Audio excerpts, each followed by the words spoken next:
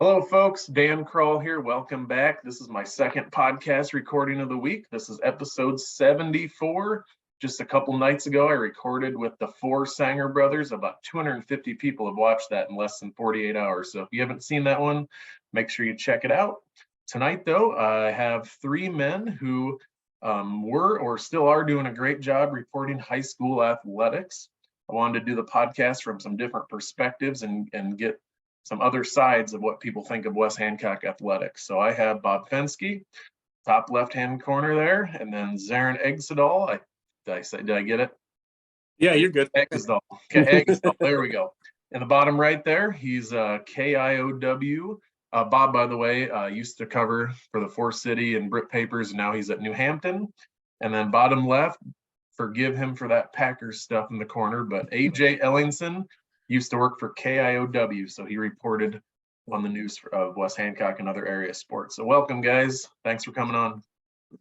Thanks for having us. Before we get to these guys, got to get to my sponsors like always. I have Nick Schmidt, Levi Dunn Trucking, Miller & Sons Golf Cars, Jay Hiscox of State Farm Insurance, Eric Kroll of Ag Performance in Buffalo Center, Window World of Mason City, Swenson's Hardware, the Britt Car Truck Bike and Tractor Night Cruise, Ewing Funeral Home and Monument Company, First State Bank, Kelly Real Estate, Triple B's Food, Sarah Skarsky Bookkeeping Solutions, Sportsman's Corner in Algona, Cattleman's at the Club in Belmont, and Avalon Rose Design.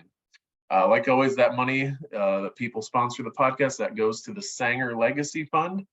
If you'd like to know more about that, you can go to sangerstrong.com. We give to our Hall of Fame, give out scholarships, support any athletic or activity funds in the school or any community outreach programs. So if you're interested in that, please let me know or go to sangerstrong.com. Way back when, I'm just going to condense this down to one episode. So I'm going to do 50 episodes ago. It was a 2021 playoff episode of Jay and Kevin. When we were talking about the Eagles' run up to winning their fourth state championship in football. And then lastly, before I get to a few sponsors, I'm sure you've heard already, but I have been writing a book for the last 2 years. It's a comprehensive history of the Britt and West Hancock football and wrestling programs. It's a chapter book. It's going to be roughly about 600 pages when it's all said and done. If I can calculate my margins from a Google Doc down to the size of book I'm making. Highlights season by season of the programs. I'm about 7 seasons away from having it completely written. And Miss T, Diane Troutman, is editing, and she's putting all of her extra time into editing this book. So if you're interested in a book, please Facebook message me or get a hold of me somehow. They're $25, which includes shipping. Hopefully I'm going to order 800 of them, but I need to be able to pay for these things up front. I've sold about, I think, 203 copies. So we're getting close to getting this thing funded and printed. So if you want a book, let me know. I'm excited to get this thing done and going. That's for sure. All right, a couple sponsors here, and then we'll be at it with these three media guys. Jay Hiscox, State Farm Team in Britt, is a proud supporter of West Hancock and the Sanger Legacy Fund. For a free quote review, give Jerry Lindsay a call at 843-3563. Levi Don Trucking. Thanks to Levi and his trucking company for sponsoring the podcast. Call Levi at 641-860-0077 or look him up on Facebook. My favorite brother, Eric Kroll with Ag Performance in Buffalo Center. They're the leader in conventional seed throughout the Midwest. Contact Eric at 515-341-3361 if you're looking for a higher net return on your fields. Then we have Nick Schmidt, a future podcast guest. He's simply just an alumnus who wants to give back to the Legacy Fund, so he sponsors all these episodes. Again, is Nick Schmidt. And then Sportsman's Corner in Algona is the power sports leader in north central Iowa. They offer Honda and Can-Am side-by-sides, ATVs, and motorcycles with full service and parts department available. You can check them out at sportsmanscorner.net or on Facebook. All right, fellas, we're going to start with introductions just so people get a little more background on who you are and why you're on here. So, Bob, how about we start with you? Okay, Bob Fenske. I actually live in New Hampton now. I'm the editor at the New Hampton Tribune and the National Reporter. But for years, I worked at the Mason City Globe Gazette and the Forest City Summit and the Britt News Tribune. And a little bit about me. I have two sons. Josh is thankfully student teaching this semester and looking for a job. If there's any history teaching openings, please let Dan or me know to get them off my payroll.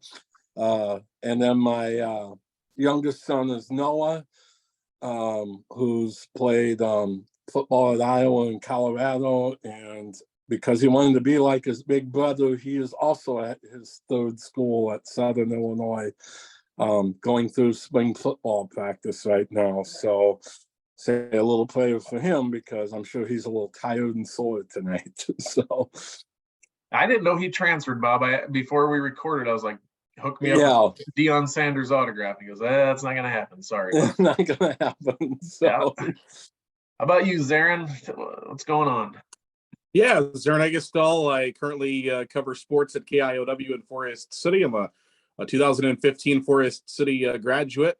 I'm a new parent.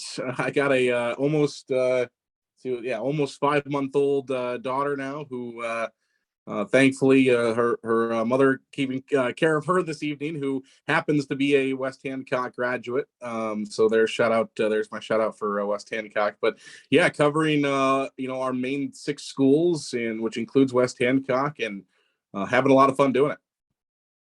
And your daughter, I'm guessing open enrollment papers to West Hancock are already filled out for a couple years. No.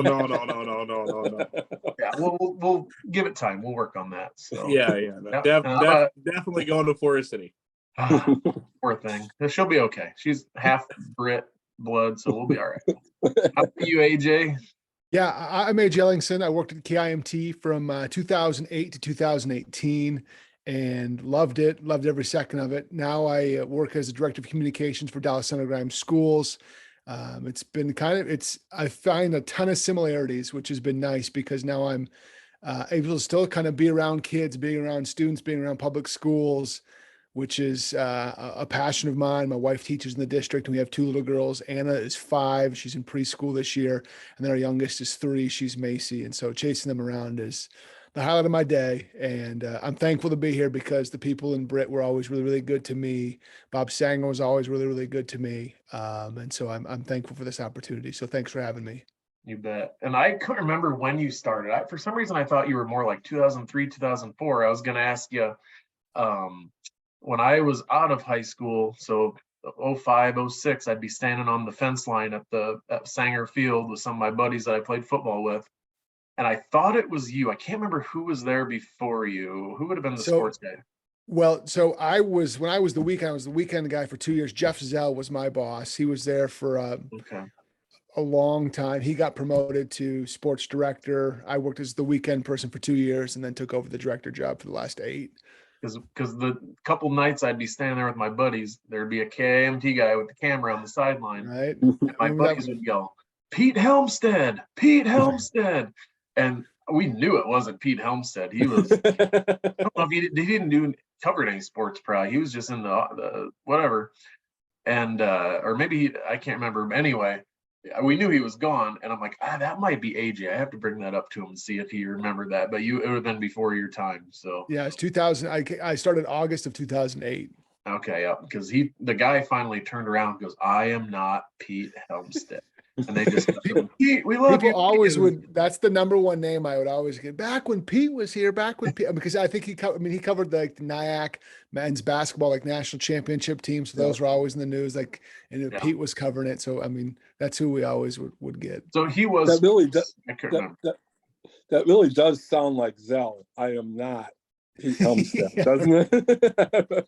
Yeah, they were just, it was getting borderline harassing him. I'm like, geez. And he finally turned around like, I'm trying to do my job here. And he goes, of course, when I hear Pete Helmstead, I know exactly who you're talking to. It's KIMT guy. So I had to ask you that. I was like, I wonder if that was him or not. I couldn't remember when you got there. So yeah, how did you guys get into the profession of sports reporting, newspaper, media? Zarren, how about you? How did you get into this? Well, part of it has to do with one of the guys in here, with AJ. You know, I grew up and we always were KIMT, CBS. My mom loved the CBS national mornings, and then we always watched KIMT, and we loved AJ. And you know, one of the funniest stories that comes about it. My mom probably tells it better, but you know, I didn't know what kind of I knew I wanted to work in sports, because one day I was getting ready for school, and it would have been in the winter time, and AJ had done, you know, kind of a stand-up live shot saying, "Hey, I'm AJ Ellingson, you know, I'm going to be here live at the wrestling, you know, state wrestling tournament today, you know, make sure you watch later at 6 and 10 for you know, for coverage of it, or something along that realms." And I was upset. Like, I was so mad because I had to go to school and sit in school all day, and I was like, this guy gets to go and watch a sporting, you know, go to a sporting event all day long, or go to an event all day long. And now that I cover these, I understand that it's not always the sometimes going to school maybe more fun. No, I love doing it, but yeah, that's, you know, that was kind of like the big day that really was like, I knew I wanted to do something in sports. What it was, I didn't know, but yeah. Yeah, he got paid to be at state wrestling. That was your right there? Like, that's what I got to do. Get paid to be at sporting events. Something I wanted to be at sports. Yeah. How about you, AJ? Yeah, I always knew sports was my thing. I mean, there was never like a second option either. You know, when people ask me what I want to do when I grow up, I want to do sports on TV. And so I'm incredibly thankful that I got to do it for 10 years. I have some really good memories. Just like Zarren, like I had childhood idols growing up that I was like, boom, this is the best thing ever. I can't wait to do this. And so I look back on that time, like I'm very proud of the work that I did, that KIMT did. But then there became a time when, you know, my girls, Anna was getting older, and it's just a lot of nights and a lot of weekends, a lot of time away. And so I was just like, it might be time to try something else. And I'm so thankful I found kind of school PR, because the good parts and kind of being around kids, and like I mentioned earlier, just being around those stories and sharing people's stories and about the community, I found that. And so I'm really thankful to be where I'm at now too. So I look back on sports broadcasting and sports career just with pride, and I'm loving life now too. How about you, Bob? Well, I needed a job, honestly. I was in college. I'm the old guy here, so it was the 80s, and I got a job as a stringer. We took the phone calls at the Mankato Free Press on like Friday nights, Tuesday nights, and I ended up, I wanted to be an accounting major, but I found out that if you get creative in accounting, you go to federal prison. I really didn't think that was what I wanted to do. Really fell in love with the newspaper business, and honestly, then I got a job as a sports writer at the Gazette for 6-7 years. I went to a Tumblr. You know, I'm a little bit like AJ in that I knew if I stayed in sports, I was going to miss out on a lot of family time. And so I went to news, and then about 5 years later, after I moved back to Mankato, worked there for 4 years, and I got an opportunity to go to Forest City, which meant I didn't have to work every night, but I still got to cover a lot of sports. At that time, we shared a sports editor, the two papers did. And I covered a lot of the Forest City stuff, but 2 or 3 times a year, you know, it was usually when Forest City was taking a long drive, like to New Hampton, I would go to Britt, so I wouldn't have to drive so far, and cover a football game. And I've actually really enjoyed working in the weekly newspaper business. Before we went on, we were talking a little bit. The fact that I get to do sports, and no offense to city councils or board of supervisors and school boards, that makes up for having to cover all that stuff. So I've really enjoyed it. You know, I had some unique seats to watch my kids play sports. I was always on the sidelines for the football games. Little story here. I actually first met Z when he was just tiny. And he was a ball boy for the Forest City football team. I didn't know his name was Zarren until 6 years later because everybody called him Big Z. So, but yeah, I those years that I spent at the Globe and the years I spent at the Summit and the News Tribune, I got to cover a lot of West Hancock sports and really enjoyed it. I think as reporters, there's always that part, there's no cheering in the press box, but I think we all have coaches that mean a lot to us, that we're close to, and Bob Fenske is definitely one of those people for me. Definitely. Before we get into West Hancock here, you said kind of had your sports media like heroes. Mine, I always loved Dan Patrick on Sports. He just had kind of his quirky little catchphrases. He made it interesting. Did you guys, I know Zarren already sucked up AJ and said it was him. Besides AJ, did you have another one, Zarren, that was one of those kind of more famous media guys that stood out to you growing up? Come on. Yeah. Well, I'm not saying you're not famous. I'm just like Dan Patrick, Yeah, right. Totally. National. I don't know. I didn't I don't know. I enjoy Dan Patrick as well. Not to be same. I still watch his content all the time.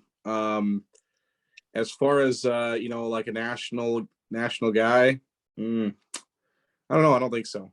No. Not then. Now I do, but not then. Yeah.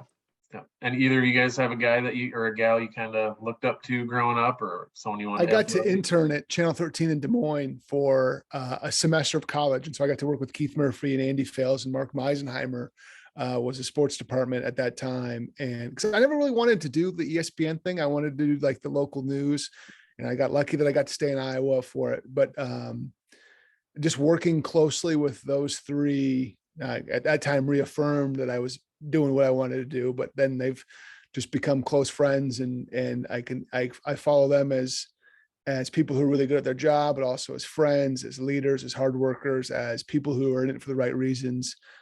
So I just got lucky that I got to intern with them for a whole semester of college. That's cool. Jake Brend is one of the new guys there now.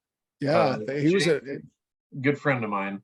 Okay. I was his youth group leader in middle school, and then him and I became high school youth group leaders together the last couple years before he got that job, and we both stepped away from that ministry.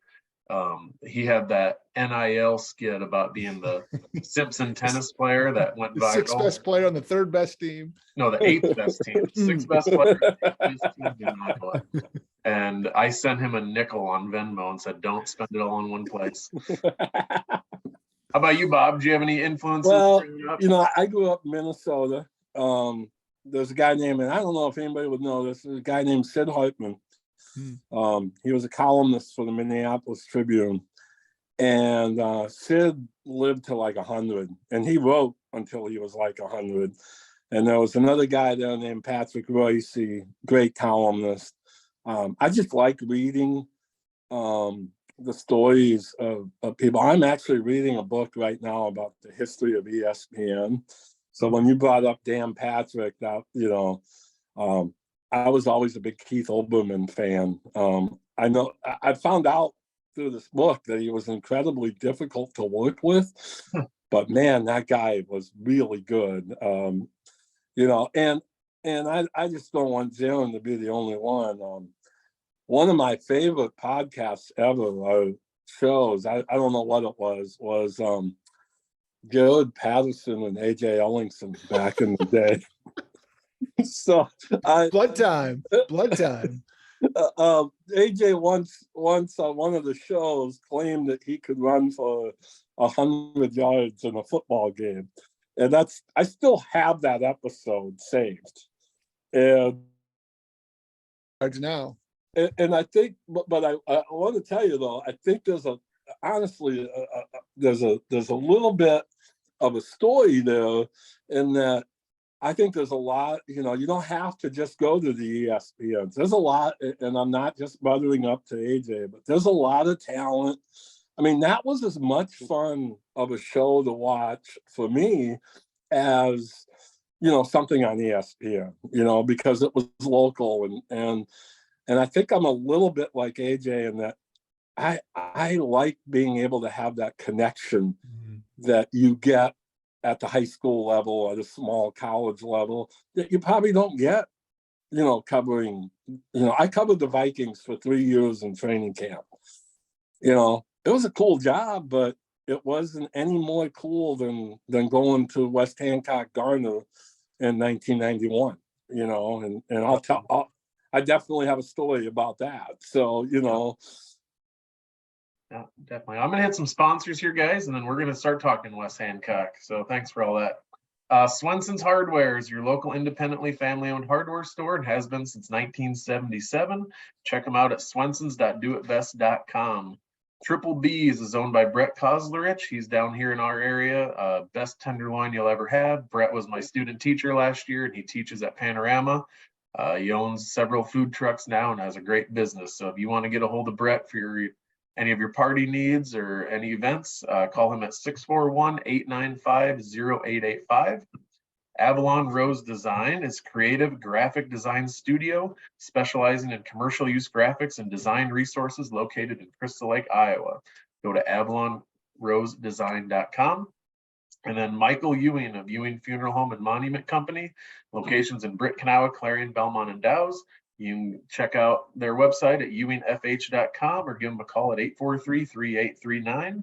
And then Cattleman's at the Club in Belmont. Check out their Facebook page for their hours and specials. They're a steakhouse that offers an old school menu, all you can eat salad bar as well. Their extensive menu is online or on Facebook. Great place that I already say they have a all you can eat salad bar. That's usually wins my spot for top restaurant if you have an all you can eat salad bar. Check out Cattleman's at the Club in Belmont. So obviously we know Coach Sanger is one that's going to come to mind here. But, and first of all, I told the guys I'd give a little disclaimer. These three being on this podcast in no way, shape, or form lets anyone know that West Hancock's my favorite and I favor them over any other schools. It's just a West Hancock podcast. And I know they covered West Hancock. So I asked them to be on because I know them and have a lot of respect for them. So Zarren's not going to get any flack at KIOW going, you like them better than Belmont or like them better than Lake Mills. No, it's just, that's what we're talking about tonight. So just my little disclaimer for the night. Here we go. Who are some, again, Bob Sanger is going to be one of them, so feel free. Who are some athletes and coaches who come to mind when you guys think about covering West Hancock athletics? What stands out in your memory? Well, I guess I'll since I'm the old guy, my memories are a lot from the 90s. So Bob Sanger, Al DeLeon was a character, great interview. Couldn't use some of the stuff that he told me, but, and I do remember, those were the two sports that I covered the most when I was at the Globe. Probably one of my top 5 all-time games was in 1991. Garner Hayfield was ranked 2, West Hancock was ranked 1. And I've never seen Sanger Field that packed before. I'm trying to remember, I think Jim Timmerman, would that be right? Was the athletic director. Yep. And he was really nice, and he had gotten us parking spots right up front, and it took me about 45 minutes to get out of my parking spot because it was that many cars trying to get out of Britt that night. And it wasn't just Britt and Garner and Kanawha and Hayfield people. It was everybody. Obviously I remember the Sanger brothers. The other one I do remember, and Dan, I think you might have played on this team, but when I was in Forest City one year, I did a Central Springs I guess it would have been North Central back then, Yeah. West Hancock game. And you guys had like 5 punt returns for touchdowns. I mean, that was my crazy. senior year. Yes. Justin Johnson returned 2 punts and a kickoff for a touchdown. So Yeah. there's 3 of them. Yeah. And I remember the next week going to Britt to do like a feature story on special teams. Yep. And you know, I'm talking to, and this is what I think made Britt, excuse me, I still call it Britt football, West Hancock football. Yep. Special to me was I interviewed, you know, the guys who returned the kicks, and you know, but I want to say it was Colton Harms was the peeler, whatever, that's what I call it. It's the guy who gets, He's going against the grain. Yep. Yeah, and he gets to hit somebody who doesn't even know it's coming, and which was legal back then. And I remember saying, "So Colton, what's your job?" And the guys who return the kicks for the touchdowns, who were, you know, the stars, so you know, they looked crestfallen, like he's got the best job of all. And I think that said a lot about the kind of football that you saw at West Hancock. Yep. It was hard-nosed, you know. Bob was a no-nonsense guy, you know, and for me, that was, you know, it took a while for, I think, Bob to trust certain reporters, but once he did, you would get some great comments from him, and I don't even after that, I guess what I would say is I would go to this. I went and watched Ricky play at Central and Jeff play at Central with Bob and Linda, and it was, you know, it was like 2.5 hours of great stories all the way to Pella, and then 2.5 hours of great stories all the way home. You know, so there's a lot of coaches though. I mean, Al De Leon was just for the people who didn't get a chance to meet him, he was such a unique individual and so passionate about not just wrestling, but his kids doing well in life. And I think that's the one thing that sticks with me about covering sports at that school. They would talk just as much about a game as they would about somebody who had just gotten a promotion to be bank president. Do you know what I mean? Yeah. And going back to what you said about those punt returns and kick returns, I was one of the guys you interviewed at practice, and I'm pretty sure I remember Coach Sanger saying at one point is, if you're going to talk about, you know, interview or write about this, you talk to my blockers. It wasn't just the guys who score the touchdown. I could remember Coach getting more excited about a big block than the result of that block. It was that physical part is what he always went for. And it was always when a reporter came in, it was, you better talk to one of my linemen, because it's always the fullback and the quarterback that get interviews. Like, nope, make sure it's a lineman or a skill guy. So right. Yeah. How about you, AJ? Anything that comes to mind, or anybody? I mean, I think that the 10 years that I was there, I mean, West Hancock always did a good job of having consistency in football and boys and girls basketball. So it was Coach P was running the boys basketball team. Coach Sonis was the girls. And when I first got, and we'll get into some of those stories here in a second, but like when I first got to KIMT, like basketball was the boys and girls basketball was kind of the hot topic and the most winning program there. And of course there was a couple of wrestlers that I was down to state as well. But you know, Bob Sanger was, I mean, we'll get the stories there too, but he's the best. But I feel like all coaches during my time there, I was always impressed by the support that the Eagles had, even on the down football years. There weren't many, but when it was still packed, and the gym was always packed. It was 150 degrees and there was no room on the baseline. But it was loud and it was proud. And so I guess when I just think of West Hancock sports in general, I just think of a community that backed their programs and their people.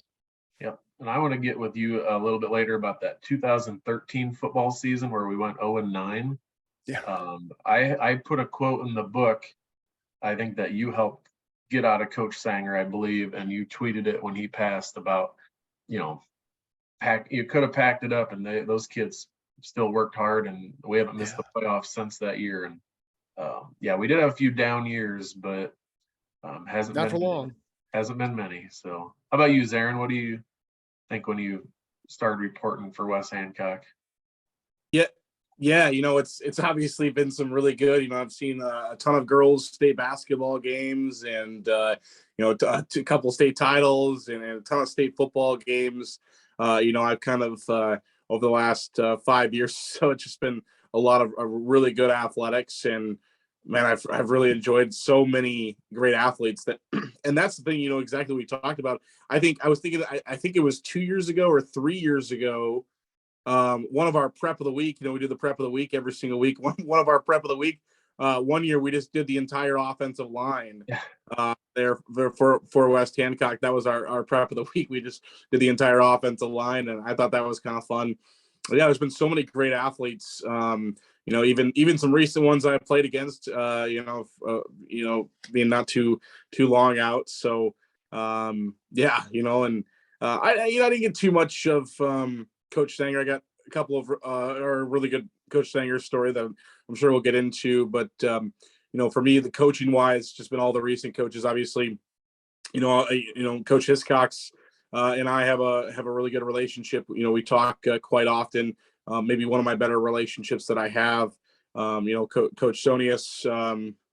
Talked to him throughout the winter, and Mark. I talked to Mark maybe more out of any coach that I do stuff with, because I do wrestling coaches corner programs with him. I do football coaches corner programs with him, and then he was coaching the track as well. So when I was doing track interviews, so it was like all year long, Mark was, we'd make jokes about that. I'd get plenty of or he'd get plenty of me, and we'd get plenty of communication with each other between Mark and I. So yeah, it's been really fun over the last 5 years covering. So yeah, while we're on the topic, you said a couple football titles. 2019 is the year you did the offensive line. That line was stacked. I mean, that was probably the best line we've had in years.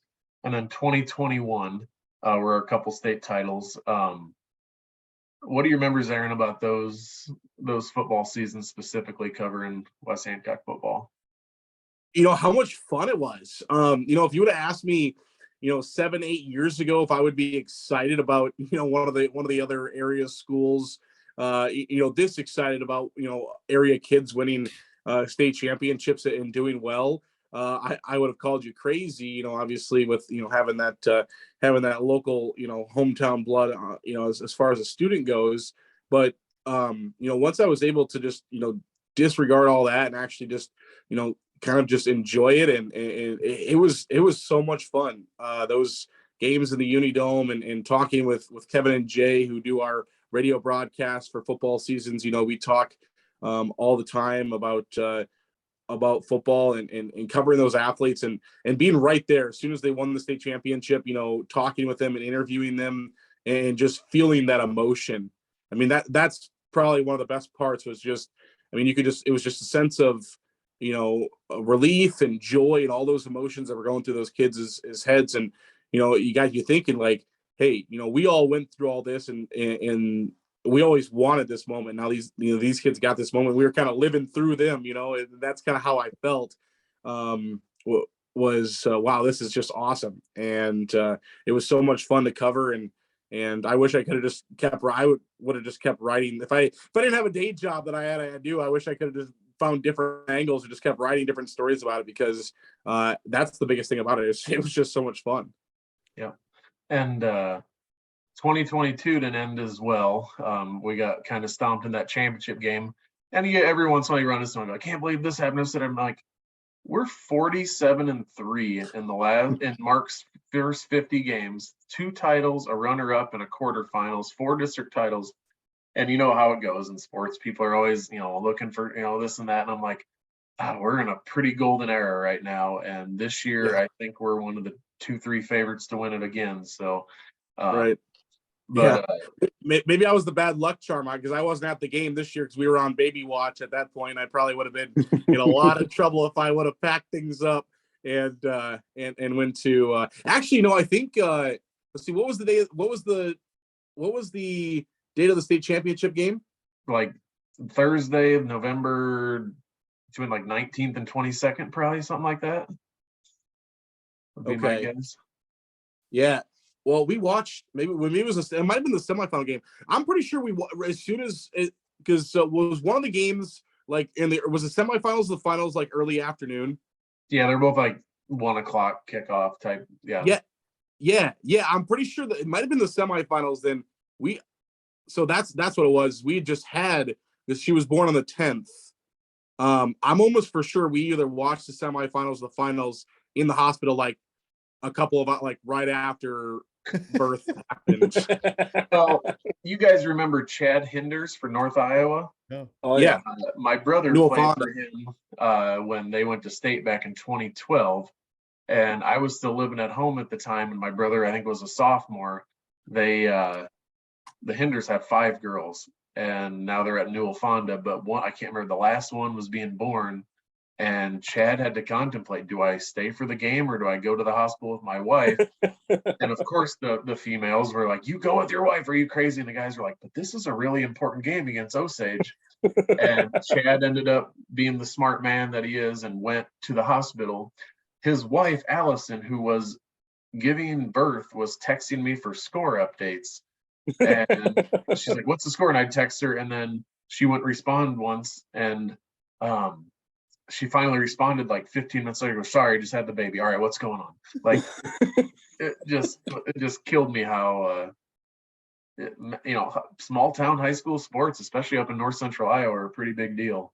Down here in southern Iowa, it's not like that down here in some spots of the state like it is up in your guys' area up in north central Iowa. So I looked it up. It was the semifinal game.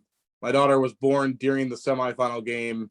And so, yeah, we were watching the end of the game after and obviously, Jenna had a million other things that she was worried about. She wasn't too worried about the game, but her mom and I were pretty fixated on the game. So that's funny. Hey, Bob, so you covered more in the 90s when running the football was pretty prevalent. I mean, that was just kind of the norm, was a ground and pound game. As the years have gone on, teams are gotten more balanced or more pass heavy. What do you think about our program still being ground and pound, running at 95% of the time?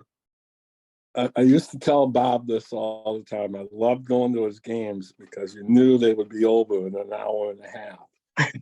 Because, I mean, so one of my favorite stories of all time, and in '92, I think it was, the Globe used to put out a fall sports tab, and it was its own section, and we always had a cover story. And that year we did Bob and his 4 sons, and so we went and we did a picture with. And you got to remember, I think Mike was probably in elementary school back then, And we get this nice picture of Bob surrounded by Kevin, Ricky, Jeff, and Mark. And then I got to do some questions and stuff. So the boys went down to the field and they were throwing the football around. And Bob's answering a question. I don't know what it was, but he's answering a question. And right in the middle of the answer, maybe it might have went something like, we got to find the center. We our guards are really, boy, that's way too much passing. He was looking down at the boys, throwing the ball around. And I think that's one of the things I loved about it's old school football. It's what I played. We in high school, we threw 40 some passes my senior year, and there was a couple of years ago, and I still call Mike from time to time, our email them. And last regular season game, it was it was the last year that Bob was alive, and he threw like 12 passes in the last regular season game of the year. And I'm going to give Mike a little grief about how many passes he threw. And he answers the phone and he goes, Fenske, my dad's already talked to me. So, but, you know, it's, I don't know. For me, it's that we know what you're going to do. We know what we're going to do. You try to stop it, you know, and, you know, 47-3 is pretty amazing through the first 50 games. Yeah. Zarren, I'm going to have to pick on Forest City a little bit here, piggybacking off of Bob. My junior year. So what year did you graduate from Forest City, Zarren? 15. Okay, so you're young. So 2003 was my junior year. We played Forest City in Britt. They scored on us first. We're down 7-0. We kind of woke up. They were pretty pumped. Like, all right, let's get to business. 245 dive is our main play. It's the fullback with a halfback lead off the left tackle. I'm at right tackle running in plays with another right tackle because that's just, he wanted more of us, a couple other linemen in the game. We're at like the 7-yard line, our own 7. He calls 245 dive, 4 yards. I bring in the next play. He goes, do it again, 245 dive, 6 yards. Brings the next kid in, 245 dive, 6 yards. By the time we got to midfield, whoever Forest City's coach was back in the day, I can't remember, he brought over a couple guys to that side of the line to stack the box. Coach goes, 245 dive. We run it again and again and again. We run that play like 16 times in a row down to like the 10 maybe. And I mean, I think their coach called 1, maybe 2 timeouts. And then Stanger looked at the, you know, what was going on out there, that there was like 8 guys on that side of the line. He goes, all right, 236 counter. We run to the other side for a touchdown. And that was, we loved it. Like, let's run the same play until they know to stop it.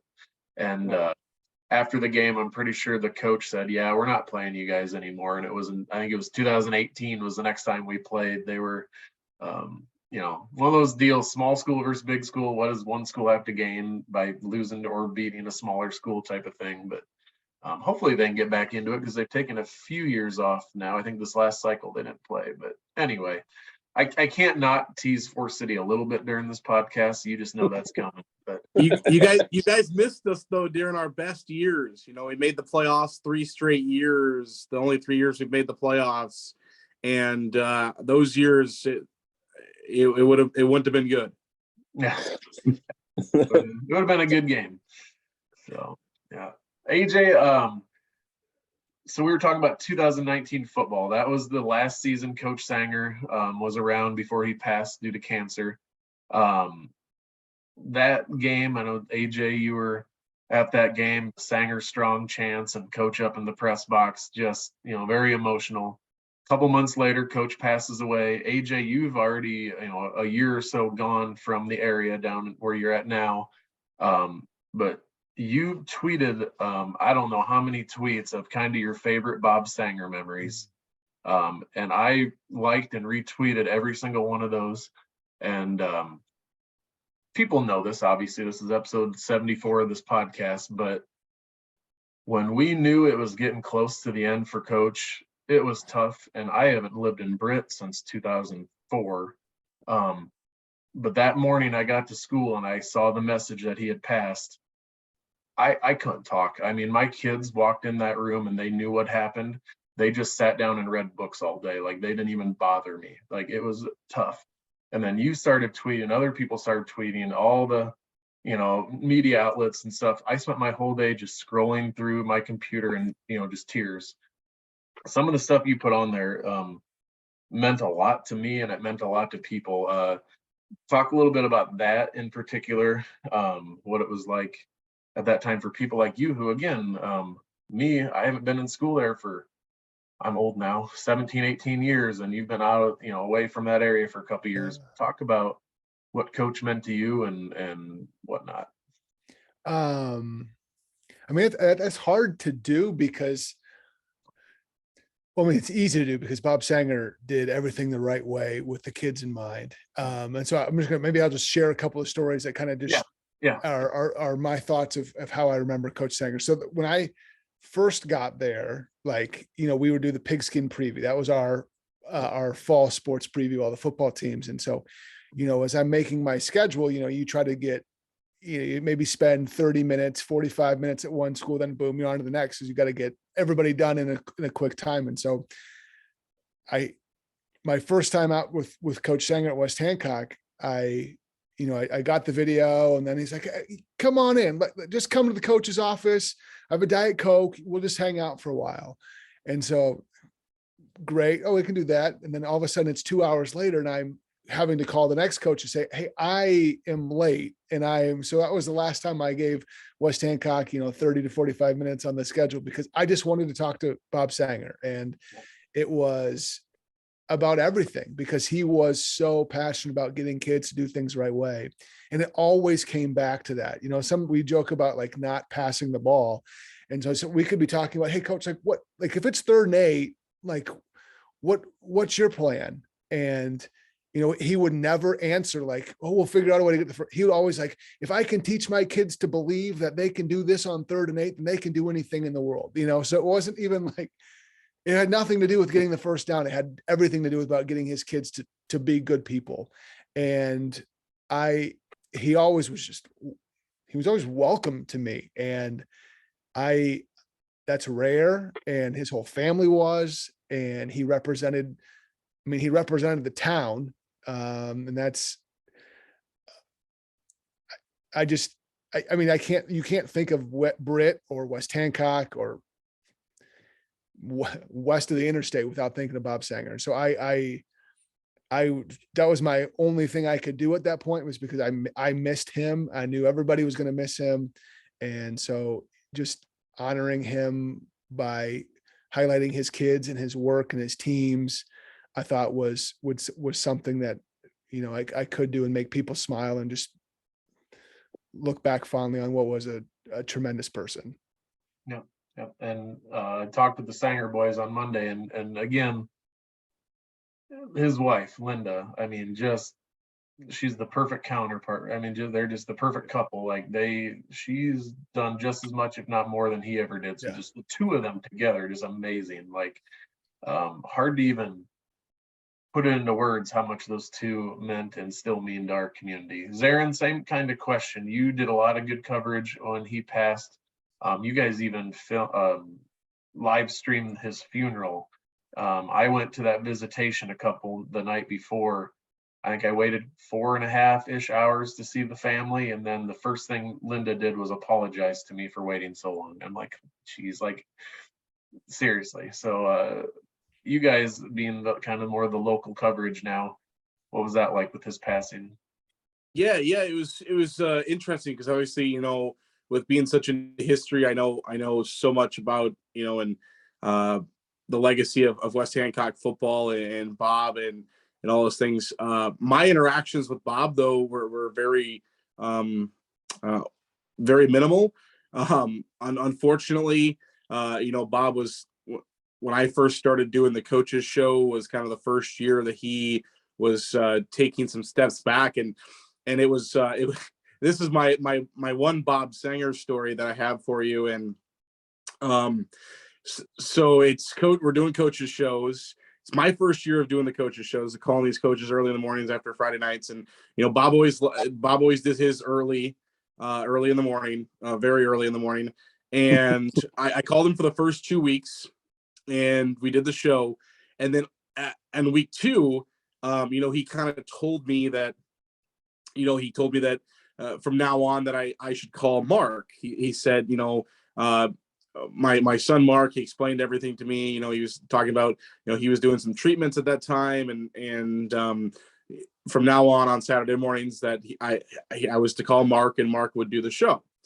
So week 3 comes, and it's early in the morning, hadn't had any coffee yet, and at that point I was pretty young still, so I may have been out after the Friday night game a little bit longer than I maybe should have. And I'm at the station, and I I just get into a routine, and I call Bob, and he answers the phone, and I say, hey, it's Zarren from KIOW, and he's like, oh, I thought I was, I thought you were not. I don't want to make it sound crabby or anything because he wasn't, but he kind of just, kind of like, I thought I, told you to call Mark, and I was like, oh my, I was like, I don't really have a relationship with him because I've never really talked to him much. I'm new here, and then here I am calling him at 6:45 in the morning when he's trying to go through all this stuff, and I just felt so bad. So that's like my one Bob Sanger story. But yeah, as far as this passing goes, with something that unfortunately we knew was like you said, was something that with time leading up that wasn't gonna be and so yeah, I really just spent after football season got over, or even during football season, just spent a lot of time going back through old history and reading about him and trying to make myself as familiar as possible with him and the programs and yeah, we wanted to live stream the funeral. We thought that was, because obviously West Hancock's gym is only so big, and Bob obviously is well represented around the state. We thought it would be, a good way to, to allow other people that aren't here, because Bob touched so many people's lives. Just hearing the stories from you guys and reading things, of how many people he touched, and knew there would be people that wouldn't be able to make it. So yeah, we live stream it. We still have it. Well, I appreciate it, Zarren, because I went to the visitation, but I could not get off work for the funeral. And knowing that it was live streamed, I felt a little less guilty not being there. But to get to the visitation, my wife was out of town on some school related thing. And my mom was coming back from Texas, where my sister lived at the time. And my mom's in the airport, and they thought her flight was going to get delayed. And my mom's sitting next to two random people she's never met before. And she goes, oh, I got to get back to Indianola because my son wants me to get there to watch his kids so he can get up to a funeral.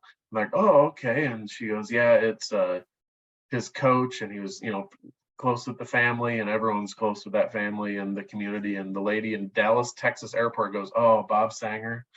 And that's is like, yeah, how did you know that? I go, oh, we used to live in Algona, and of course we know who Bob is and stuff. And my mom was like, it just about blew my mind that this random person in an airport 1,000 miles away knew who he was and knew that he had passed. I mean, it crazy. So yeah, we appreciated that, Zarren, a lot, that you guys live stream that. And speaking of live stream, we all know Jay and Kevin.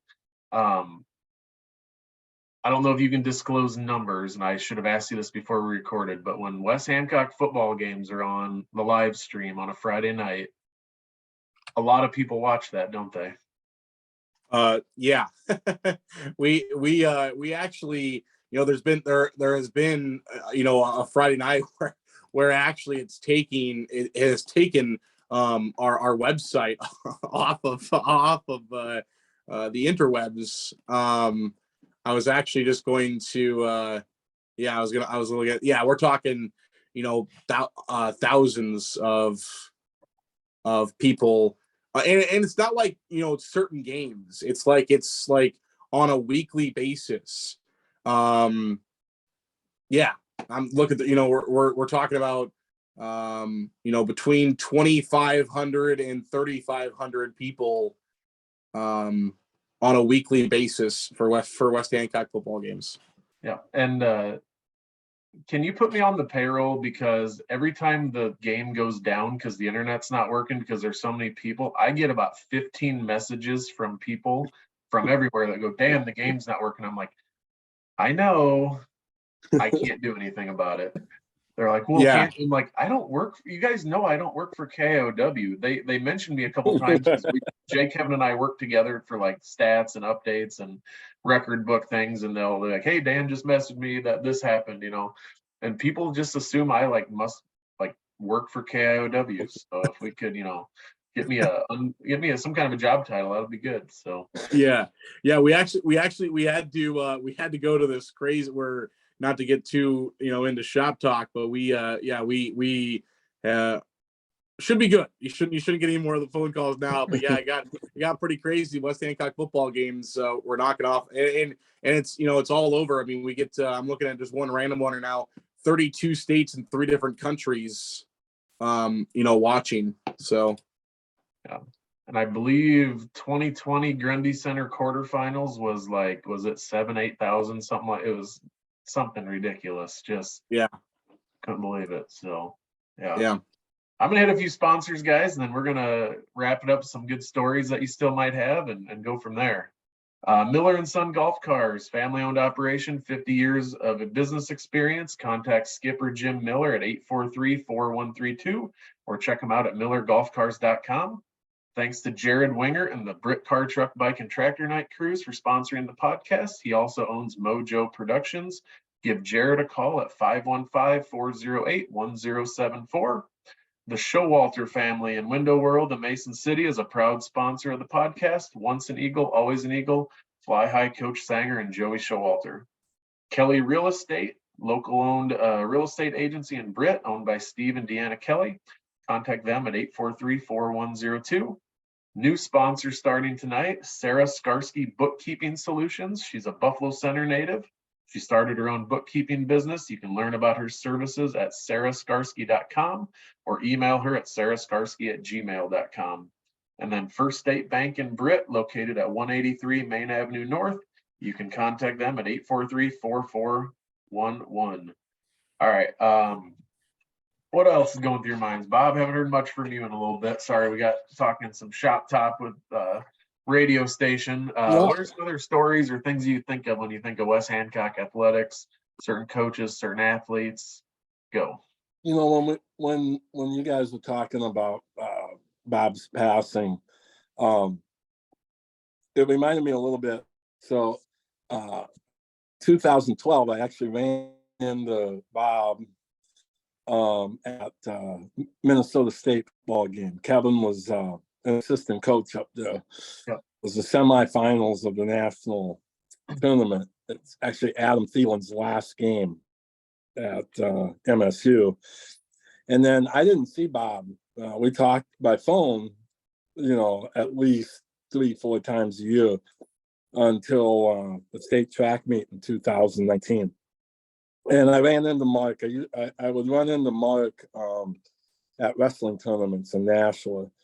And I ran into Mark. It was a year that my son had won Drake shot put, and then he had won the shot at state.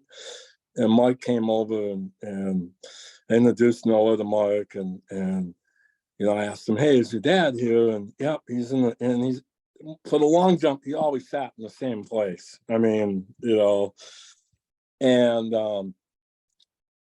I am so grateful.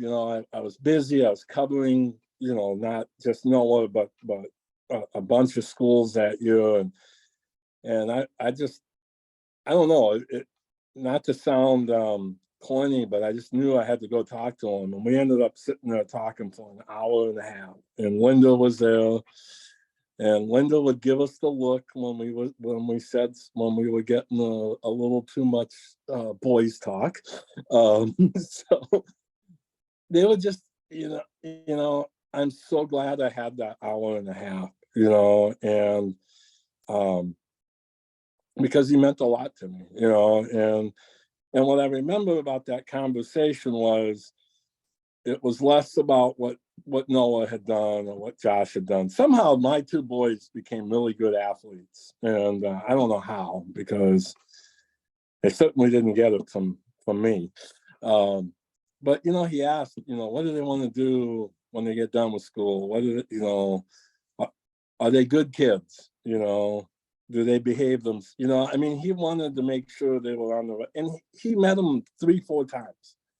But I think that said a lot about what Bob was like. We're always going to remember him, or even Al, as really good coaches, but I I think what meant the most to them was maybe 20 years down the road and seeing, that Dan Kroll is now teaching 4th grade and coaching, and being a good role. That probably meant more to those guys than all the wins. Now, they like to win. I know that, I can still remember in the 90s, Al got, West Hancock got screwed in a wrestling meet against Osage. And Bruce Gast was the Osage coach. And he goes, "Hey, you might want to call Al. We got all the calls tonight." And, so I know they wanted to win because I called Al that night. And I can still remember hearing Mrs. De Leon in the background going, "Al, you can't say that. Al, you can't say that." So, but, I think part of that is the people who have coached, but some of it is just small town. We identify with our schools so much. And, I'll be honest, there's nights here, even though I'm a reporter and unbiased and all that, when we lose, Saturday isn't as much fun as when we win, if that makes any sense. Yep, definitely. And you talk about that hour and a half. He didn't have to give anybody his time. He's a busy guy, and people knew him and stuff like that. One year at State Boys basketball, I'm sitting there, and all of a sudden he comes and sits next to me. And I've told this story on other episodes. We sat there for 3-4 hours, and I mean, he did most of the talking. Which usually growing up, he was more quick and to the point with us in school. Right. And we talked and talked, and he talked and talked. And again, yeah, my boys were pretty little at the time. He was asking me about my job, asking me, how coaching was going and stuff, and making sure that, remember, it's not about, just wins and losses. And I mean, it was one of those, like, I'll never forget that talk. Like, don't remember specifically what we talked about, but it was just like his pep rallies. He would talk about, yeah, tomorrow night we play Eagle Grove, and then 15 minutes later, be like, he talked about football for 18 seconds of that 15-minute pep rally speech. It was life, and you at times were like, what's he talking about? But by the end of it, you're like, I could go to war for this man. Like, that was just the type of guy he was. So I cherished any time I had chatting with him. And one of the last times I talked to him was probably a month or so before he passed. I'm working on that football record book that I put out a couple years ago now, and Zarren was so gracious to help me promote that and whatnot. I called Kevin because I knew Kevin was probably with him because he'd come home a lot and spend time with his folks then. And I couldn't find the location of the 1969 Garner Britt football game. It just didn't show up in the article of where the game was actually played. And I said, Kevin, are you with your dad? And he goes, hey, Dad, Dan Cruller. Dan, how you doing? Talking a little bit. And I said, all right, Coach, can you hear me? He goes, yep, I can hear you. 1969 Garner Britt. Where was he? He goes, oh, that game was in Garner. I mean, it didn't take him a half a second to know that answer. And then I hear Kevin go, Dad, when's my birthday? And he goes, shut up. Kevin always joked. He goes, obviously Dad knew our birthdays, but he had to think a little bit longer on when my birthday was, when this 1969 location of a football game was. But then just, had a good little chat and just, cherish those times. So, when you put out that record book, one of the things I remember one night sitting there, and I actually went through, and Bob Sanger did not have a winning record at Britt until a career record until the mid 80s. Yeah. And I think that might say something about, does that happen today? I don't know. No. I mean, I think that shows you a little bit that, it's not always about wins and losses. And, that really hit me hard. I mean, he coached almost 20 years before he had a winning career record. Yeah. Yeah, that was crazy too. And people think that 73 championship team was amazing. and it must have been a long career of success. Well, his first 4 years was not good at all. He Right, said that. right. He's like, we were bad and I didn't know what I was doing. He's 3-21 to start his career, but yeah, nowadays a coach goes 3-21, you're probably looking for a new coach. Right. He, I think, knew how to do things the right way, even though the wins weren't there. So, how about you, AJ? As we were kind of wrap this up, any other stories or things you want to share about West Hancock athletics?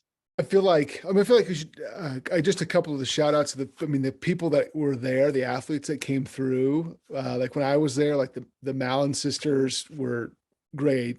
The Slugger brothers were, it took me forever to pronounce their name correctly. But I was like, I better get this right because these guys are good at everything. And so, those Ibera was really good. Sonia, just some that were just really good athletes. They played everything. So that was really cool. I think that probably plays a large part into the success of multiple programs because those guys did everything. Those guys and girls did everything. And then maybe one of my last memories of Coach Sanger working with him was within my final year, my second year of doing football. It had been a rainy night. And so everybody had been delayed, and some schools were moving up to try to beat the storm that was coming in. And so I remember busting out after the news to get to West Hancock because I was going to get there first. That was if they were starting the game first, and I was going to work my way back. And out of a sudden, I don't know why it caught me off guard because West Hancock is red and white. They just don't change. Like it's a red home, and Coach Sanger comes walking out in a blue poncho, and I'm like, a blue? I don't think I've ever not seen you in red and white. And so it was just like this North Carolina blue poncho. I have never seen Coach Sanger. So it just caught me off guard. And then of course they went on to win in like a rainy snowstorm type game, which is probably music to Coach Sanger's ears.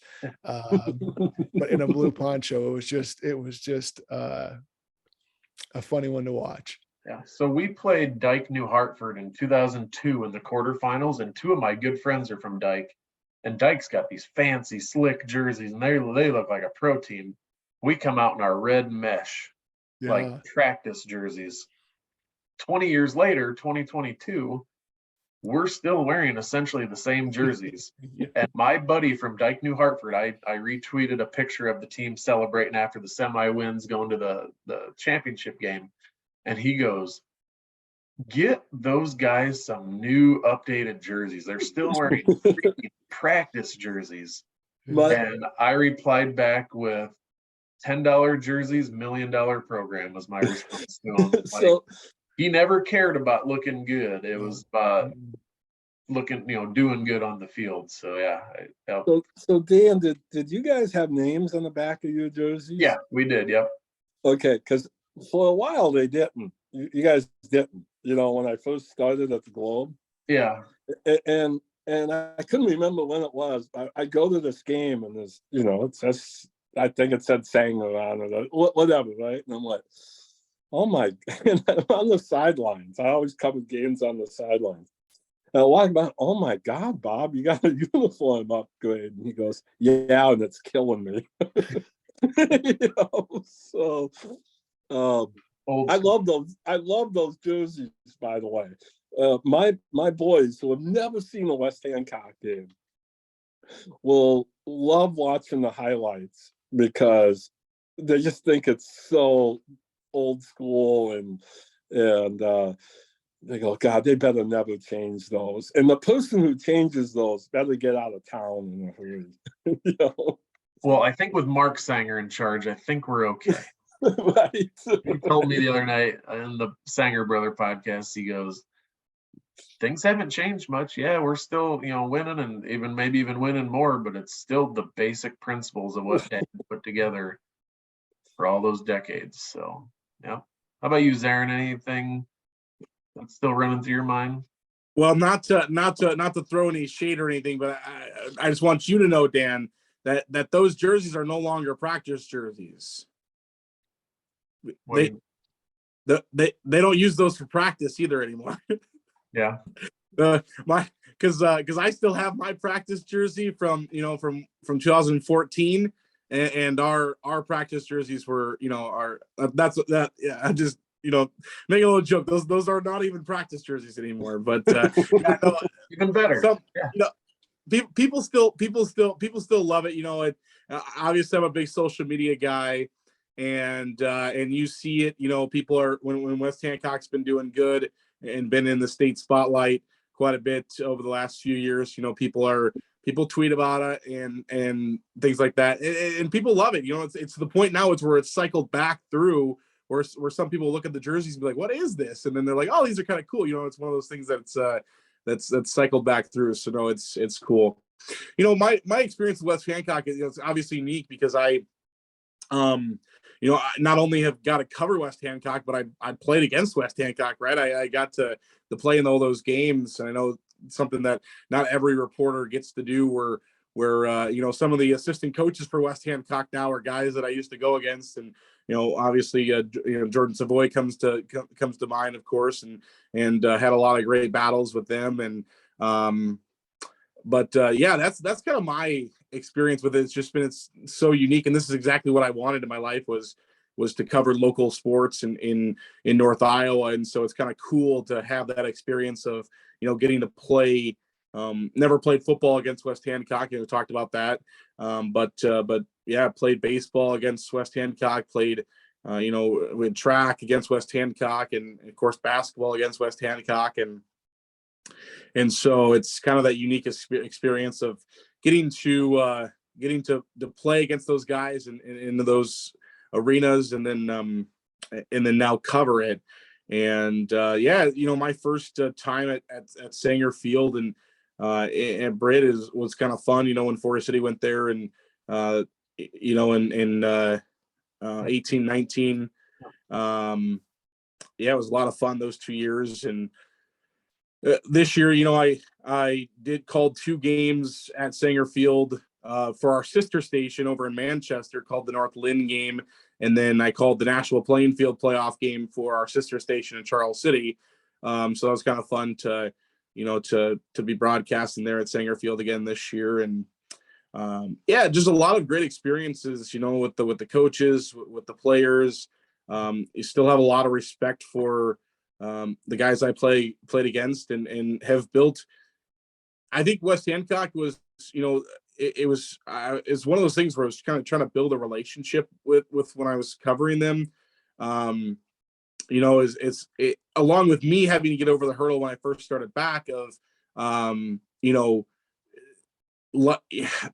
non-bias when we're playing local schools was also, the kids, they had to get used to, that I don't just, want to cover Forest City kids, and I want to cover all of them. I think it took some time for me of covering the other area schools.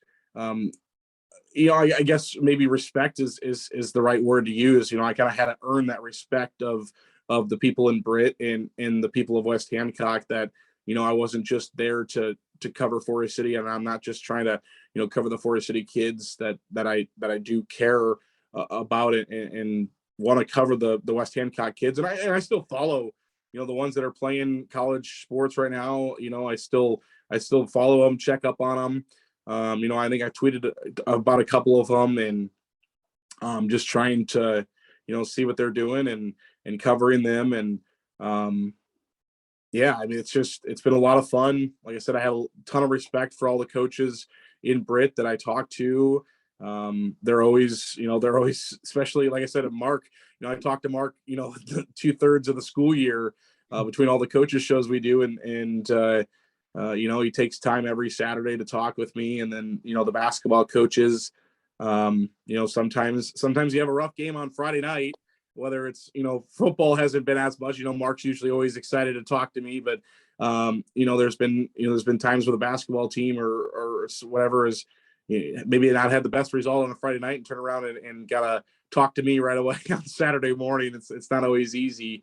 But they're all great people. And that's the biggest thing. It's just, the people of Britt and Kanawha and West Hancock community are just, they're good people, and I've enjoyed covering them and will enjoy to continue to cover them. And I know track season right around the corner, and then, flip it over and do it again. So. And Zarren, you mentioned that Nashua Plainfield playoff game. I was in the press box that night. Rick Sanger and I will ride together to games. We made the mistake of going to Hartley during that season. That was about a long drive, but that Nashua game, first round of the playoffs, West Hancock won 44-16. And we were all up there going, we are not playing really well right now. And I looked at Rick on the way back and said, are we at that point as a program where a 28-point playoff victory is like, eh. And then we walked down to the field, and I'm walking with Ryan Johnson. He's the school board president, all-state player, All-American at Central. And I said, Ryan, how you doing? He goes, oh, that was terrible. And I'm like, we're kind of spoiled right now. And it's a great thing, but like, we're at that point. And this year, a state championship is the expectation again. We have that many good kids back. And, being up in that press box, though, that thing was packed. I could hear your voice. I was like, Zarren's here. And I couldn't even get over to talk to you because there's no way to get from one end of the press box to the other without messing up everything and everybody. Yeah, that's not the, it's obviously not the largest interesting, an interesting experience there because everybody's just kind of, there's nothing divided. It's just an open room. So it's just you and everybody. So it's, it's definitely interesting. But yeah, no, I mean, yeah, Dan, I mean, you're right there because even us at KIOW, obviously, some people know, others don't, but yeah, my day job obviously is selling ads and work on that side of advertising and marketing. But yeah, I mean, we're thinking, before the football season starts, we're thinking about, how long we need to tell clients that, we're going to have to, charge them and stuff in the postseason because we're already putting together material for quarterfinals, semifinals, and finals, trying to figure out how much it's going to cost us to cover the entire playoff run. Cause that's just what West Hancock has been doing, where we're already planning for semifinals and finals before the season even starts. And it's just wild. Yep. And the kids have done a great job handling the expectations and the pressure because it's a good group of kids and they want to put the work in. That Brighton Coogee, I'm going to do a podcast with him and his dad. And unfortunately, he didn't get his third title, but he goes, well, these guys have 2 now. I want 3. And they got, to that title game. So they got to 3 finals, but, he was pretty devastated for a while. And I'm like, man, you made it to 3 finals and won 2 titles and you're devastated. Like, I love it. Like to have that type of expectation because my brother, Eric, you guys remember Eric, he, pretty good athlete all around in all sports. And we'll talk once in a while in football season, especially. And he goes, I don't get it. He goes, I know West Hancock's a little bigger than North Iowa, but not much. We're 30 minutes apart. We're happy to have a good season every once in a while right now. And then you guys are disappointed if you're not winning state titles. He goes, how can 2 schools that close to each other and other schools around be so different? And I said, it's just a culture thing. And that was built by Bob Sanger and Al De Leon and Gene Perkins and the basketball coaches. It's the expectation. It's the norm that it's a big deal and it means a lot. So, yeah. Some schools just have that thing where it's just, just that's their thing. So culture. So, yep. So real quick here. And next up on the podcast next week, I have all 6 Kelly brothers. They have 5 state titles and 13 state appearances between the 6 of them. The 1981 boys state championship golf team, the 1996 girls state championship track team.